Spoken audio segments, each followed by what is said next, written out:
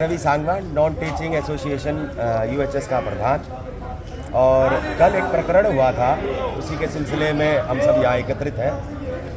कल हमारी सरकार की हिदायतों अनुसार हमारी जो स्क्रीनिंग कमेटी थी वो अपना काम सुचारू रूप से कर रही थी। एक नवीन जय हिंद और एक सीएसओ हमारे जो कॉन्ट्रैक्ट पे थे वो आए और उन्होंने उनके साथ मारपिटाई करी कि हमारे ये 10 नंबर क्यों नहीं दिए, 5 नंबर क्यों नहीं दिए। इस बात पे मतलब सरासर एक गुंडागर्दी थी। सीएसओ को तो ना सिर्फ निकाल दिया गया है, गिरफ्तार भी कर लिया गया है। पर वो जो शरारती तत्व थे जो सरकारी काम में, सरकारी कर्मचारी के काम में जिन्होंने बाधा डाली, वो अभी तक गिरफ्तार नहीं हुए।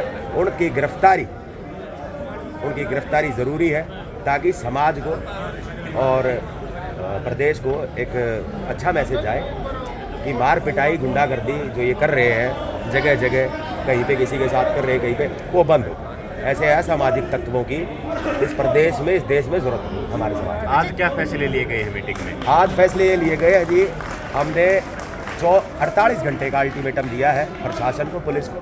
या तो जो वो सीएसओ के साथ जितने भी जो असामाजिक तत्व थे, जो शरारती तत्व थे, उनको गिरफ्तार करें, वरना हम सोमवार को स्ट्राइक। अच्छा, जय हिंद अक्सर सामाजिक मुद्दे उठाते रहते हैं। कल भी उनके द्वारा ये कहा गया था कि पीजीआई में जो भर्ती हो रही थी वो हरियाणा प्रदेश के बाहर से भर्तियां हो रही थी, तो उसको किस तरह देखें? ये सरासर गलत है। जर्नल कैटेगरी में जो सरकार की हिदायतों अनुसार कोई भी कम्पीट कर सकता है। किसी के नंबर ज़्यादा है तो उसे मार देंगे क्या? वो हरियाणा प्रदेश के बाहर की जो जनता है वो हकों से महरूम कर दिया जाए उसको। आप अगर मेरिट में हो तो आपको कौन काट देगा?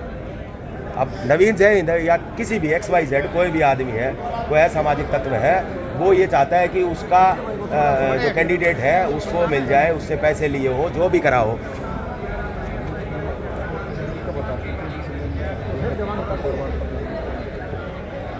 तो वो ये चाहता था कि अनड्यू बेनिफिट किसी को दिया जाए। अनड्यू बेनिफिट हमारा देने का काम नहीं है, सरकार का काम है। सरकार की हिदायतों अनुसार सरकारी कर्मचारी को काम करना। तो डोमिसाइल का उसमें क्या रोल है? डोमिसाइल तो जो रिजर्व कैटेगरी के कैंडिडेट होंगे उनमें डोमिसाइल चाहिए, और जनरल में आपको कोई भी कम्पीट कर सकता है।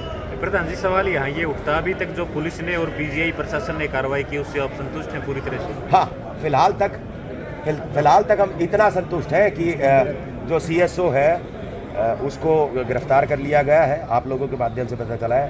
पर जो उसके साथ और जो गुंडों ने एंट्री करी थी, जिन्होंने मार कुटाई करी थी, उनकी गिरफ्तारी अभी शेष है। उनकी गिरफ्तारी तक हमारा संघर्ष जारी रहेगा। हमारी सिक्योरिटी क्या है? हमारी सिक्योरिटी तो कुछ है ही नहीं। अब कोई भी, आज नवीन आया है, कल प्रवीण आएगा, फिर सतीश आओगा, फिर कोई और आओगा, हम काम कैसे करें? सरकारी काम सरकार की हिदायतों अनुसार किया जा रहा है, और उसमें बाधा उत्पन्न किसी अनड्यू बेनिफिट लेने के लिए कोई, या आप ओछी राजनीति चमकाने के लिए इस तरह की हरकत करते हैं, ये क्या शोभा? अच्छा, जय हिंद द्वारा उठाए गए सामाजिक मुद्दों को किस तरह देखते हैं? कौन से सामाजिक मुद्दे? मैंने बाकी मुद्दों का मुझे नहीं पता। कल का प्रकरण मैंने आपको बता दिया। बाकी मुद्दे वो उठाते हो, मुझे उससे कोई लेना देना नहीं। कल हमारे यहाँ जो प्रकरण हुआ उसके बारे में वो सरासर गलत थे। उनको कोई दिक्कत थी, वो लिख के देते, प्रशासन उसमें संज्ञान लेता। हाथापाई करेंगे, कानून अपने हाथ में लेगा। वो तो जज भी वो हो गया, थानेदार भी वो हो गया, गुंडा भी वो हो गया। कितने गुंडे लेगा था नवीन जय हिंद? मेरे हिसाब से तो होंगे कम से कम 20 या आदमी, 20 कम से कम 20 तो अंदर थे और बाहर भी रहे होंगे। आप कोई मुद्दा उठाते हो, उसका एक जरिया होता है, एक तरीका होता है। आप ये थोड़े आप पुलिस भी, आप जज भी आप बन गए, आप दोषी भी आप बन गए। इसका एक तरीका होता है। लोकतांत्रिक देश है, एक मिनट दी, लोकतांत्रिक देश है। लोकतांत्रिक व्यवस्था के हिसाब से, लोकतांत्रिक जो प्रणाली है उसके हिसाब से हमें काम करना होता है। मेरा सवाल यहाँ ये है, नवीन जय हिंद ने जो कल किया या कल दो प्रकरण हुआ पीजीआई में, इसके पीछे नवीन जय हिंद की चीफ सिक्योरिटी ऑफिसर की मंशा क्या थी मारपीट के पीछे? वो तो वो जाने ना, ये सवाल तो आप उनसे पूछो, और वो सवाल पूछे पुलिस उनसे कि उनकी मंशा क्या थी। पर प्रथम दृष्टया जो हमें लग रहा है ये ओछी राजनीति है, या किसी को अनड्यू बेनिफिट पहुंचाने के लिए। जी, एक मिनट, मैं बाद में कर